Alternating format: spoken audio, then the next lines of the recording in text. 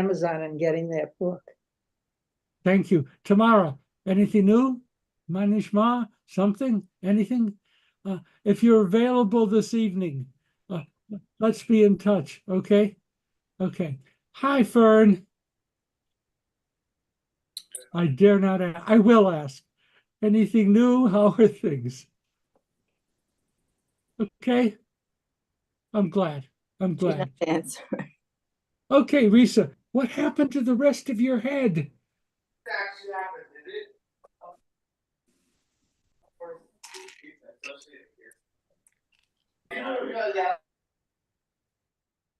Okay, you're muted. I can tell you all that Maya is loving Germany, except for the heat without the air conditioning. And the family, her family is going to Germany on Tuesday, and Zeke is coming up from Austin, Texas, and they're all going to spend time together traveling a little bit in Europe. Oh, that sounds like fun. That Yeah. sounds like great fun. Notice I was not invited. Yeah, well, Eric, anything new? No answer there. Eric, are you there? Hello, testing. Brad, I assume you are in a hospital now. Is that correct? Yeah, and thank you, Kevin, and all of you for your support. And I'm at the City of Hope, and the transplant is on Wednesday. So they're preparing me for that with some chemo and some radiation. And then the big day, like I said, is Wednesday. So far, so good. I would only ask you this in private when the two of us are together and no one else is around. But Brad, how's your head? I'm great. You know, this has been sort of hanging over me for some months. And as my mother would say, let's get the show on the road.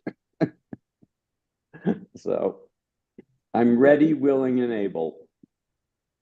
And Amen. Amen, Brad. We're all about praying you. for you. Okay, Donna. We love you. Praying for you and thinking of you and wish you all the best.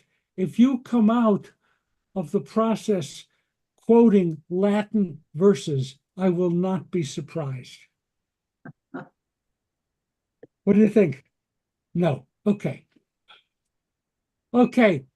Karen. Karen. Hi, Karen. Karen. Anything new? Anything happening? Nothing new with me, Rabbi Stan. Thank you for asking. I am dying to know what your surprise is. It's a surprise. That's not a I comforting. love that. That's what my sweetheart said. I can't tell you, it's a surprise. Damn it. Okay. I hate principles. They get in the way of conversation. Okay, we're gonna move on. We're gonna move on to, oh, Howard, somebody else had a hand up. No. Okay, we're gonna move ahead. Thank you, Stanley, for being so kind to everybody and asking how they're doing. You're such a blessing. You're an inspiration. I know. I mean, thank you. Stanley? Stanley, What? this is your wife. How are you doing? What's new? Okay, so we begin. Stanley, Huh? tell the people what's new. How are you doing? I'm doing miserably. Yeah. I'm in deep depression. Yes. I have a immunotherapy on the cancer in the kidney starts Monday. Right. And I'm looking forward to it like having a left arm amputated. Today I found out that the drugs they're going to use are cousins to thalidomide. That knocked me off my chair and under the table. I may not come out for quite a while. Okay, thank you for doing that. I really didn't need that, but that's where we are. You need Brad's attitude. Pardon? You need Brad's attitude.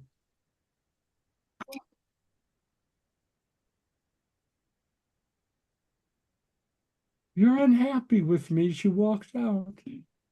Brad, she wants to exchange us, and maybe a good idea. Okay, we're talking about ki tavo. The Sedra is ki tavo. Page, I will get that. It's Deuteronomy 26:1 to 29:8. Do you realize we are really closing out on Deuteronomy? I mean, I'd be willing to say we're starting Genesis. No, we're closing out in Deuteronomy, page 1315, 1350. This is a very human and revealing part of Torah. Moses knows he's going to die, and Moses knows that the people who survive are going to be headed into the promised land. Much of Deuteronomy is really a last will and testament of Moses. And if you read it that way, it gets all kinds of interesting perspectives. So we're gonna just do a scan of Ki Tavo when you come into the land, and these are instructions that Moses is leaving for his people, as some rabbis believe this is his dying day. It's just a long day with a few long speeches. But in any event, it's almost over. Moses talks. What are his major themes as brought out in Ki Tavo? And right off the bat, bring an offering of first fruits. That is not insignificant. When you come into the land, when you finally get there, folks, remember to be, what's the word? Grateful. Remember to be grateful. You are coming into the land. It's been kind of a rough journey, like 40 years. It's been a rough journey. When you get there and maybe settle your families a little bit, bring a fruit offering of thanksgiving to God. It struck me right off the top of the bat. A very beautiful thing. Then there is a paragraph and I'm going to read it because I enjoy reading and because I've prepared. There we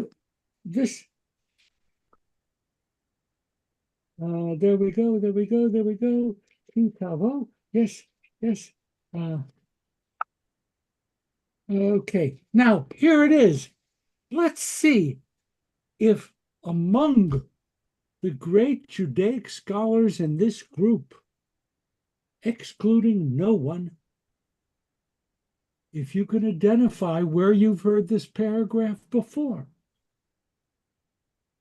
My father was a fugitive Aramean. He went down to Egypt with meager numbers and sojourned there, and there became a great and very populous nation. We cried to the Eternal. The Eternal freed us, bringing us to this place of milk and honey. The first line should be the line that you know. Donna, what do you have? It's from the Haggadah. Yes. It is one of the major passages in the Haggadah. And it's not that we really understand the passage. It is a little confusing. A wandering Aramean. Were we Arameans? What does that mean? Okay? But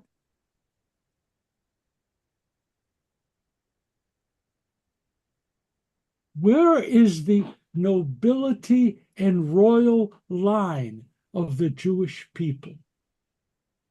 Where is our specific, intimate relationship with some of the gods on Mount Olympus? Oops, not Mount Olympus, but the other place, whatever. It's not here. We proclaim that we were wandering desert dwellers. If they knew Yiddish, they would have said Gornisht, but they don't know Yiddish. Okay, so we were a nothing. That's another important lesson for the Jewish people. We were a nothing.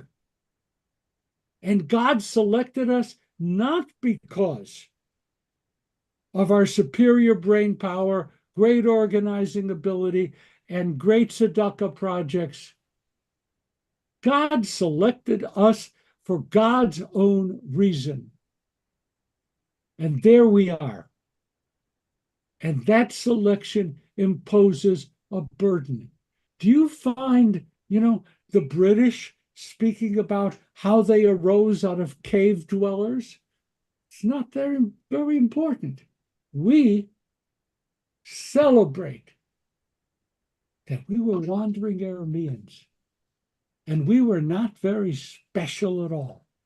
And we were plucked out of obscurity, and here we are. Any thoughts on that? This intro by Moses is very rich. Any thoughts on this as a feeling?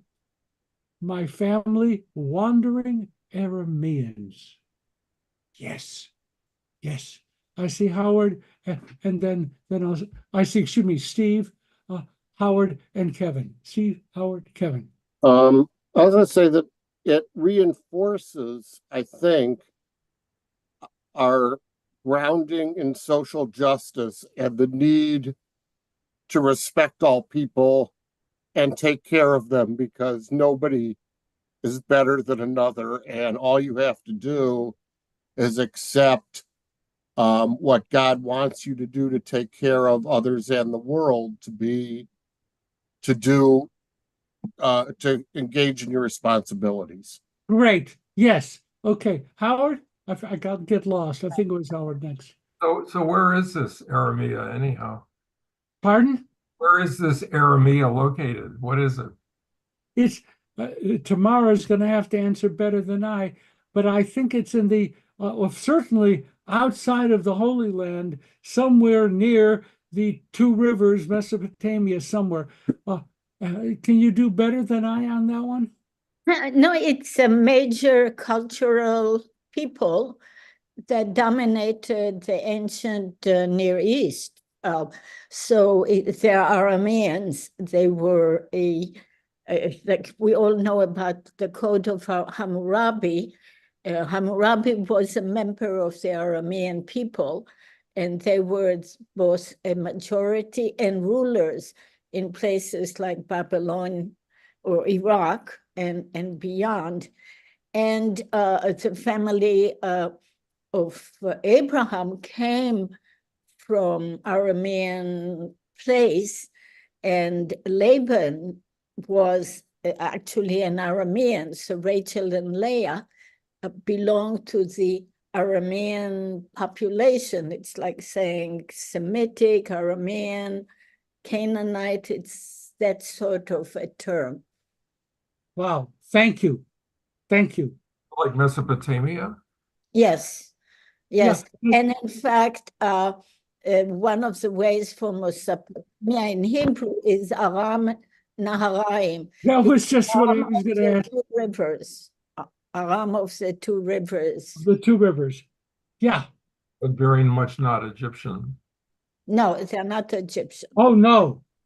I mean, distinct opposite from it. I mean, it's very not Egyptian. It's showing that this is a perspective that the Jews come from Mesopotamia, not from Egypt. Yeah, but they're viewed as kinship to Israelites. So Abraham, Isaac's wife comes from that, Jacob's wives come from that group of people. Well, they were Semitic, right? Yes. Yes, all power to Semites. Yes. Okay, I forgive me, I lost track. I see Fern. Let me just go with Fern and you'll help me. I'm just struck by the fact that I think that Christians see Judaism as a religion that is overly legalistic and formulaic. And this is the underpinnings, though, of what we are, which is it's a codification that is in service of empathy. And that's what it says when, we were wandering. It leaves us as being empathic people, and it's the underpinnings of all of the regulations and rules and paths that are given to us for achieving that connection with other people. A second. That's great. We only have about 10 hands up on this one. That's very interesting. Brad, you from the hospital, you get privilege.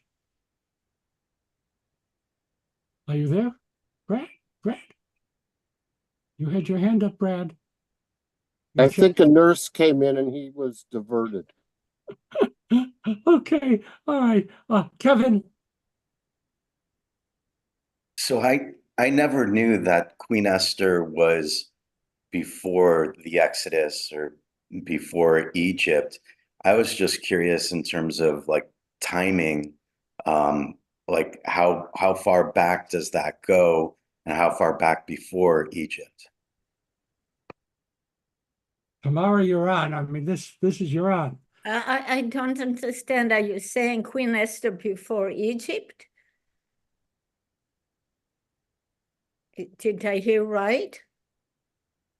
Well, this verse, I guess it says it's taken from the Haggadah that Yes. we were. I mean, The other way around. where we were destroyed by the Syrians. Is that part of the Haggadah where Queen Esther was around, or is this not in that time frame? That's the Megillah.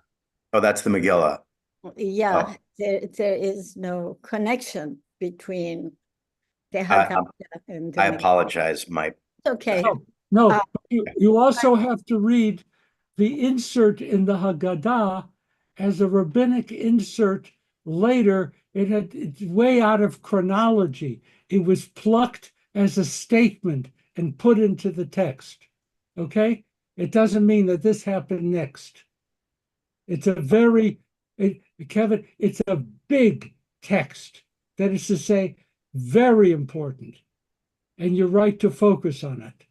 Okay, Tamara. I wanted to add about the Aramean, the Aramaic language, which becomes the language of the Jews, actually, by the 1st century.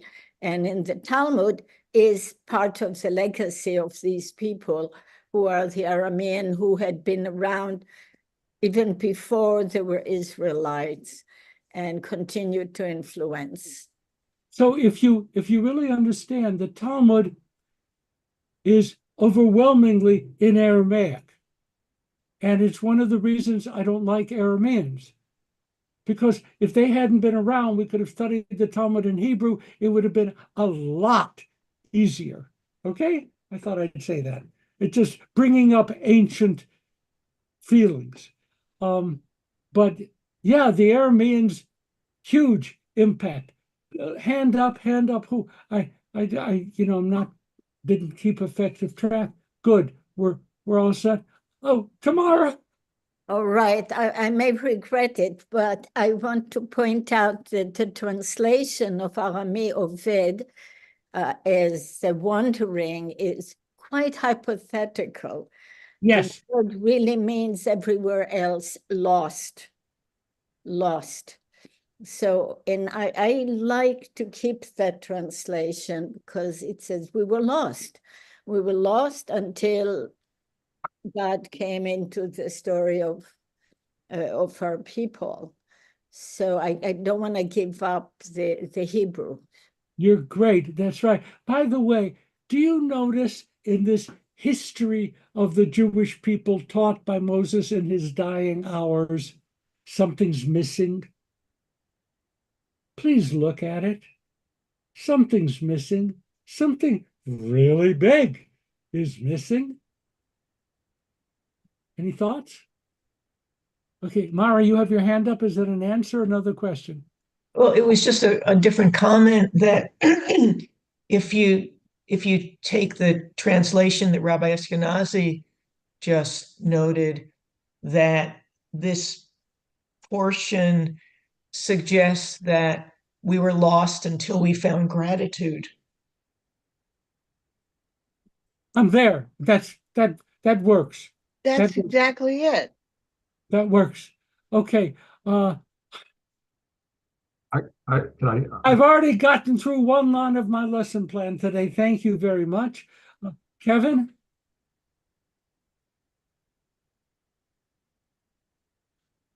Kevin, you had your hand up? No? Okay. Howard? I just can't resist. I mean, I keep on coming back to this. Whenever we find out a really profound issue with the translation, the standard translation, I look in my Robert Alter, and there it is. It's correct. My father was an Aramaean about to perish. About to perish. So my question is, why doesn't everybody study from Robert Alter, since we wouldn't waste a lot of time with bad translations? Robert, you know what his major problem was? He did it as an individual, not as a paid member of a large organization that could publicize it. Exactly. I know that that's a terribly negative way to view it, but Alter's great. No question. He ran circles around a whole committee of scholars from the JPS who just got it all wrong and got it worse and worse as the years went by. Let me just share something, because I have aggravations in my life which supersede my own personal ones. There is a group that originated within the Reform movement that this week will be publishing a public statement condemning the Union, the Reform movement, Arza, Reform Zionism, and demanding a total separation from Israel. They. Oh, no. Oh, yes. Now, because I am constantly looking to make trouble, am digging into the core. I want to know who wrote the damn thing. I want names, locations, and I'm going to get it. But they published without names. We, concerned Jews of America, kind of stuff. Oh my God. Now, the reason I raise it, besides the fact that it sent my blood pressure through the ceiling, God love the Jews. There aren't enough people that hate us. We can do it ourselves. Okay, now,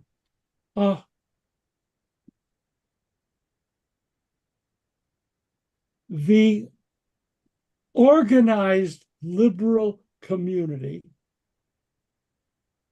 got together when they got word that this was coming out to draft a statement of our own. And we were not going to let this poisonous letter get out without being challenged. Okay?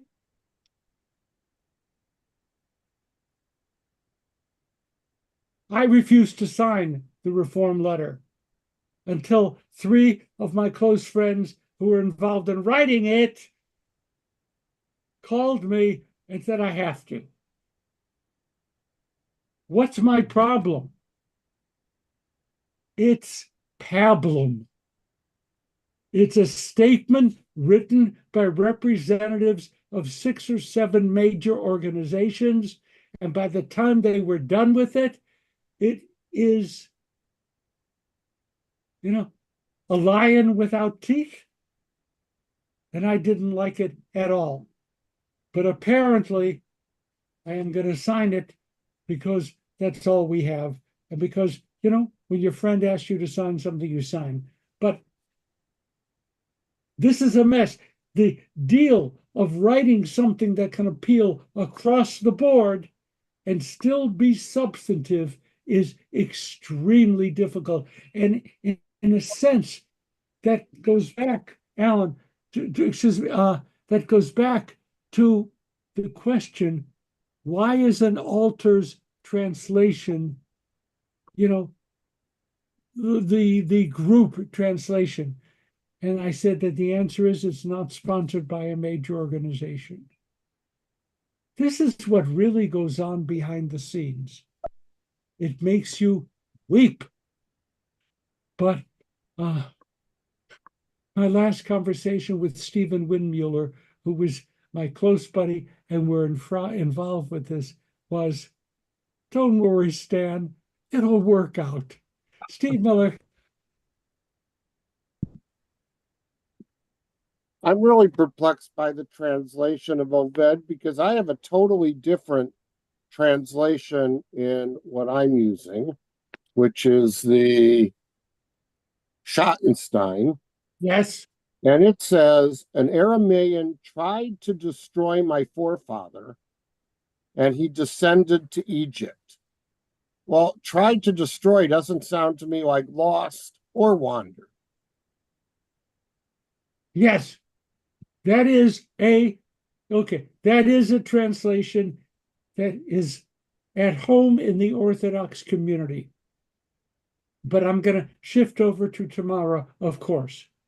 No, I think we have 3 words, and what translators have done, the one, Steve, you read, they took the verb or the participle and applied it to the Aramaic, to the Aramean. And other translation applies the verb or participle to my father. Do you see what I'm saying? The verb I do. Either way. And that's how they get there. And again, 3 words. Yeah, it's a question. What does the verb or participle modify? Does it modify Aramaic or does it modify Avi?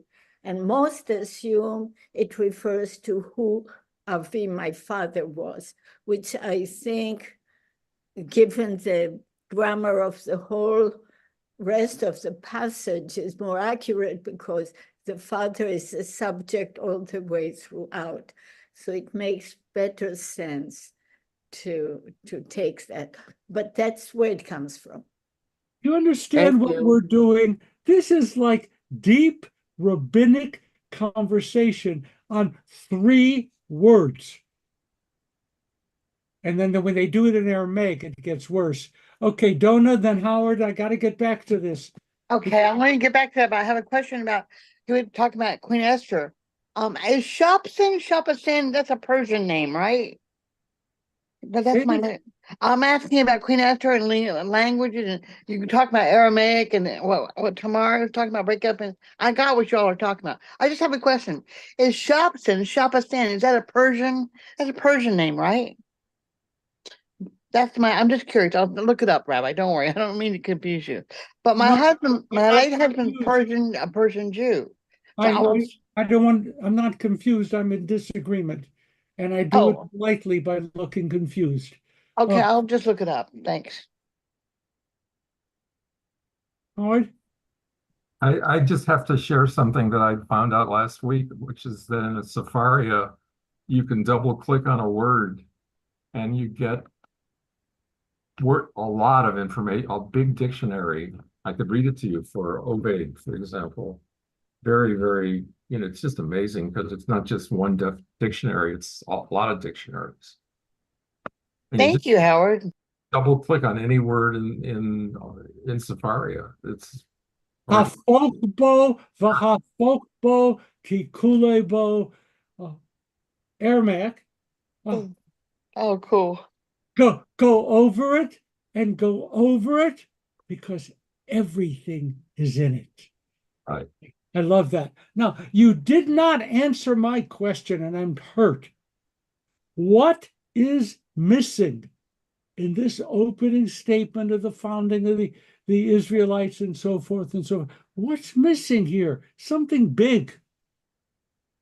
Gratitude. Gratitude. The Gratitude. covenant. Oh, Kevin? Larry. Larry. So this Kevin, you can answer also. this this origin story doesn't mention the patriarchs by name. And it doesn't mention something else. You're on the right track. Doesn't mention Joseph. It doesn't mention the covenant. Torah, Torah, Torah, Torah, Torah, Torah, Torah, Tiva. No Torah, Tiva, Lana, Moshe. There's no revelation here. Mount Sinai isn't quaking.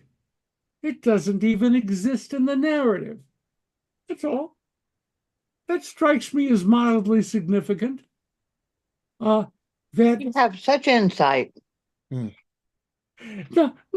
it's right there. It's there. And it's so interesting because time and again, Deuteronomy focuses on the Exodus and the covenant between God and the Jewish people and the obligations. A quaking mountain isn't in the story. Now, if you want to write 7 or 8 books of deep research, you can try to figure out why that is. But those people who construct Judaism as based upon the revelation at Sinai miss the boat. That's not the way the rabbis understood it. It is, by the way some later Orthodox scholars will understand it. But we started out in the Exodus. That's our birth moment. That's what comes first in any story of the Jewish people. And it's right here. I mean, by omission. It's like Sherlock Holmes. This dog didn't bark. It's there it is. Comment or question, and we'll move on. Are we going to get past this? Okay. All right. So now that I've covered 2 points, the third. This text refers to the Jewish people as Am Segula. And Howard, if you want to come up with 75 meanings for Am Segula, you will find it. You will find it. Anyone have a notion as to what Am Segula means? Okay, Donna. I think it means treasured people. So we are an Am Segula. And we don't really know what it means. We are selected. We are chosen. We are precious in God's sight in a unique way. All that. But Am Segula. So here we have Torah defining the Jewish people's role in history. This text, 2 words. We just did 3 words. 2 words, Am Segula. We are a special people, however we understand it. What verse is Am Segula? Oh, I don't know. It's in here. Trust me. 26:18. How do you know that? Oh, yes. Who said that? Cindy, you're really pushing, okay? Thank you. Oh, yes, there it is. And the Eternal has affirmed this day that you are, as promised, God's treasured people.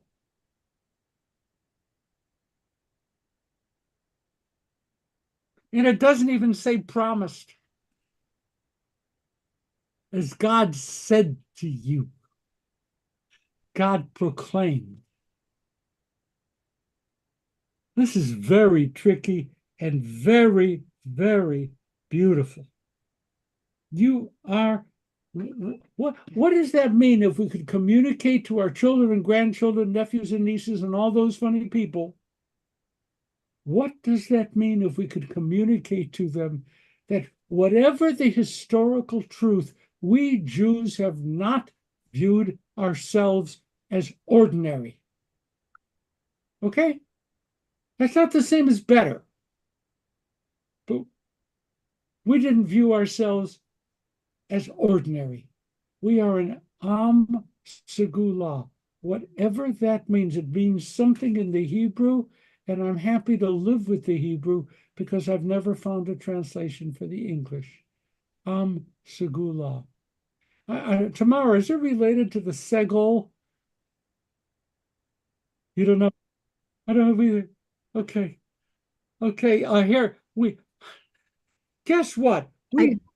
I do want to mention that it's the same word, segula, that is used in Exodus 19 when God invites Israel to enter the covenant at Sinai. That's the first time it's mentioned.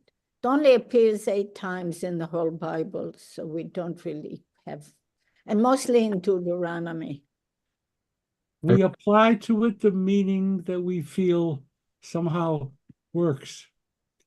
And Segula, I want to tell you that the major thrust of my agenda today was to talk about blessings and curses. And that's the major part of our Sedra. Would you please join me next year? And we will get to this, okay? We have, on the other hand, Mitch Dorf. And Mitch, you know, you can overdo thanks, but I can't in this setting. You bring Rosh Hashanah directly into our lives in a very personal way. Thank you for that gift. Thank you. And now that I've said something nice to you, say something nice to us. Thank you for inviting me and allowing me this opportunity 4 times a year to come in and bring you that joy. It makes me feel even better that I can do this and be a part of this group and be a part of the services. I hope I see all of your smiling faces out there downtown in the big house at Glazer. You can be there. But I do want to give my little drosh, if I can, Rabbi. I have 2 things I want to say. First of all, the shofar service, remember, is broken up into 3 parts, right? Malchiot, Zichronot, and Shofrot. Each one of those has 30 blasts. There's the Tekiah, the short, or just the single one, the Shavarim, which is 3, the Teruah, which is 9, a Tekiah, and then the final Tekiah Gedolah. But what I wanted to say is that each one is about 2 different things. Malchiot is basically says that God is king of the universe. So we're praising God at that part, right? Zichronot, which is that second section, is about remembrance. And Shofrot is just a big blast. It's let's get this new year started. And Rabbi, if I've said anything wrong here, please correct me.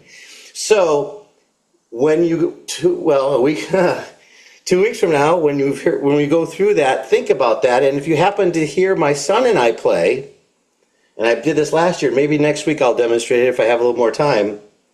The sound of each of those parts, Malchiot, and Zichronot and Shofrot. Malchiot and Shofrot will sound the same. But on Zichronot, we change the way we play our instruments. And so instead of making a major chord,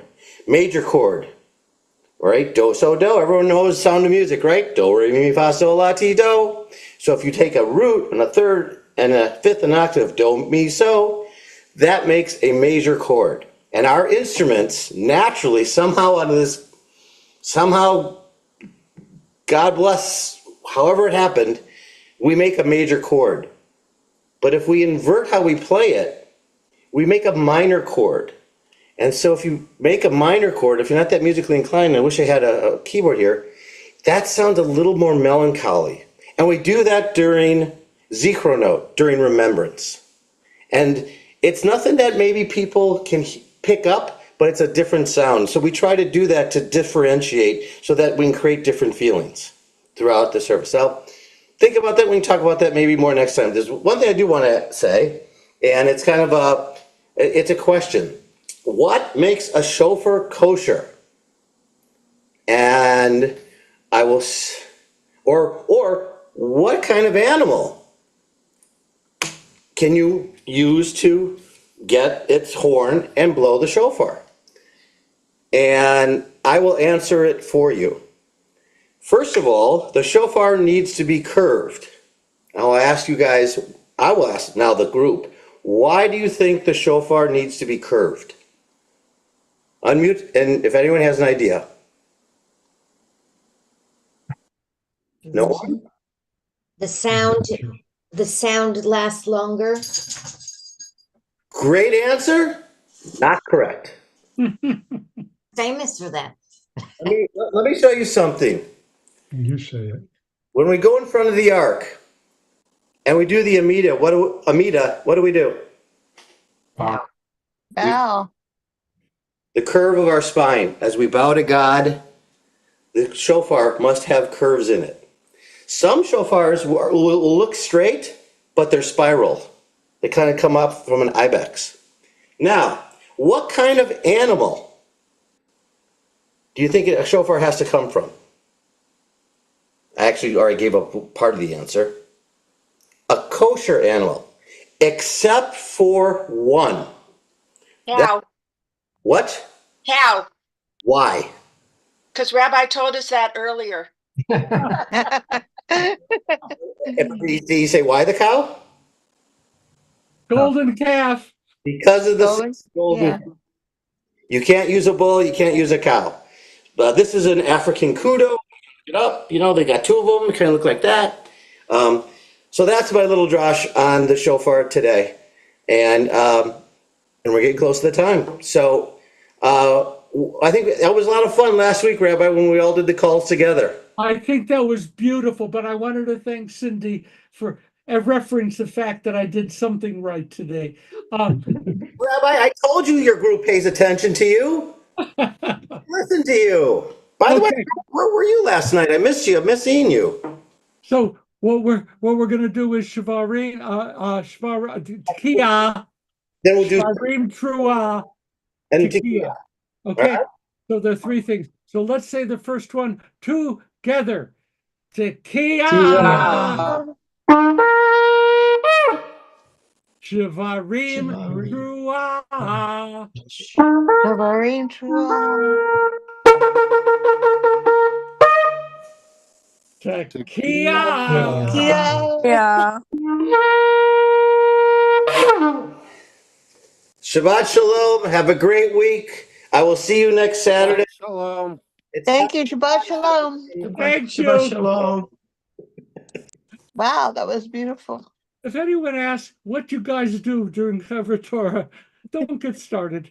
Okay, we're going to have to go to Kaddish now, and there's so much more to do. I love you guys, and Brad, thinking of you, and all the stuff that's going on. We really care. We really care. Thank you, Rabbi. Looking for work this week. God bless you. Lisa said, "Why are you up to 1:30 in the morning? What are you doing?" Well, thinking this thing through. Choreography is complicated. But he's extraordinary.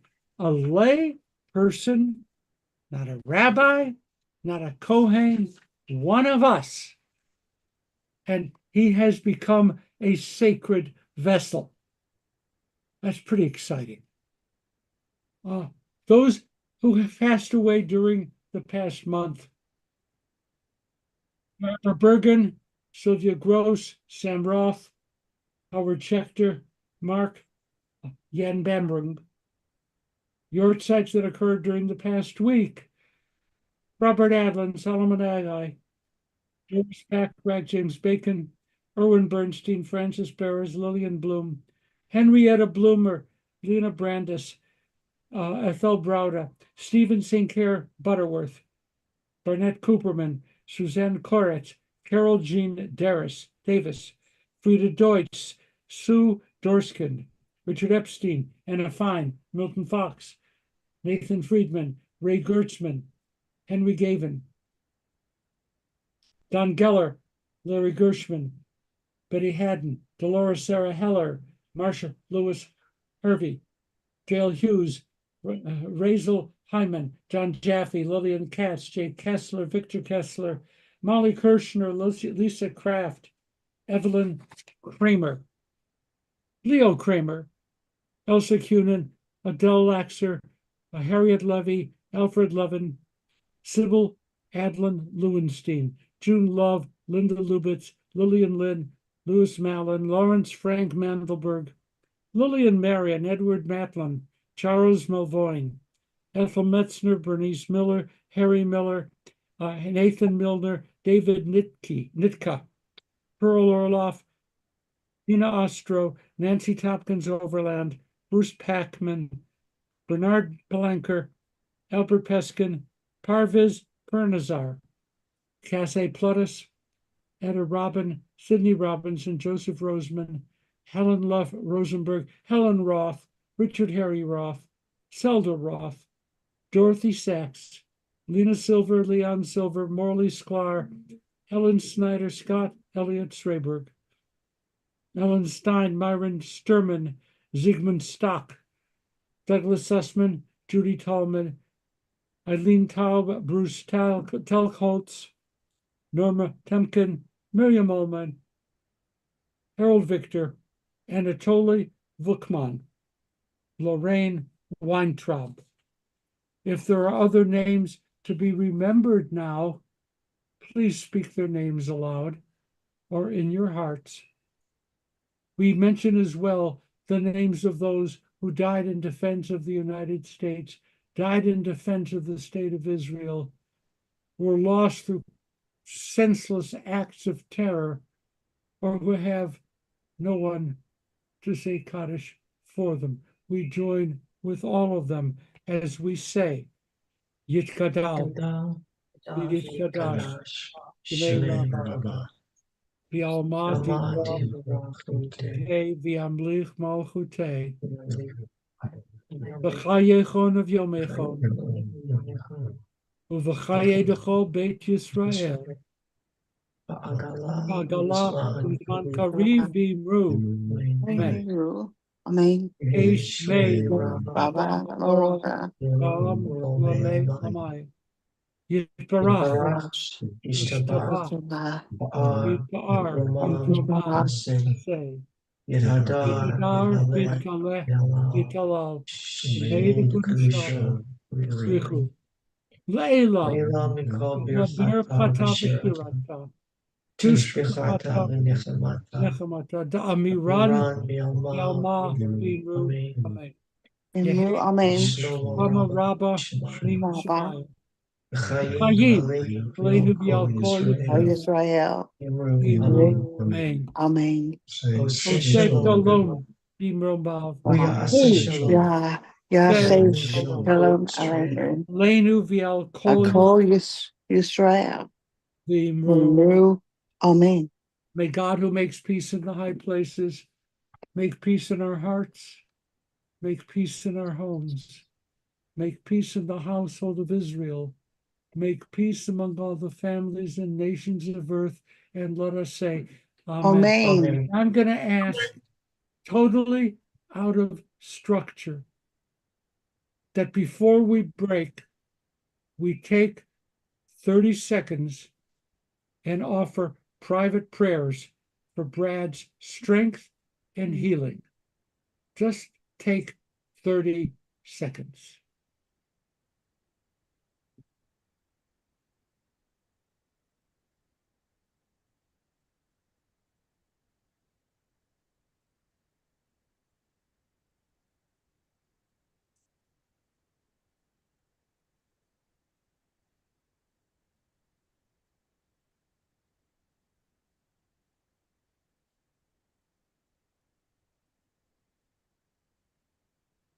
Hail na, Rafana lo. God, heal him. And let us say, Amen. And you too, Rabbi. thank you. Shabbat Thank you. Shabbat Shabbat shalom. shalom. Shabbat shalom. Thank you. How are you guys? Have a good Shabbat week, everybody. shalom. I'll be looking for a job this week. Say a prayer. Shabbat shalom, everyone. Shabbat Shabbat shalom, shalom. Have a Susie. wonderful week. Thank you. Be strong.